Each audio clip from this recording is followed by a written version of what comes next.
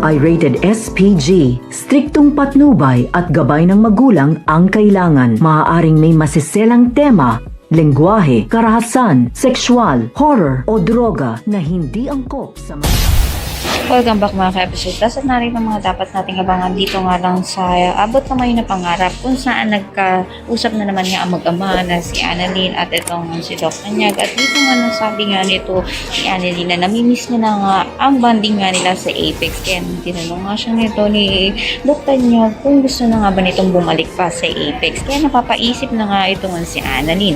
Sa kabilang banda naman nga ay nasabi na nga nito ni Doc Enriquez na si Annalyn nga ang ipapadala dito nga kay Doc Hiroshi, subalit hinarang nga ito ni Doc Benitez. Papalis na nga rin ito ang sina Justin at ang ama nga nito, kaya naman pinipigilan na nga ito ni Giselle upang sa gayon makasama niya pa nga ito, at inaalok nga niya ito nga si Justin na sana nga raw ay manatili na lang ito sa Pilipinas at magtrabaho na nga lang sa Apex. Kaya naman pakatutukan nga natin kung pipiliin nga ba nito ni Justin ng pasama ang kanyang ina.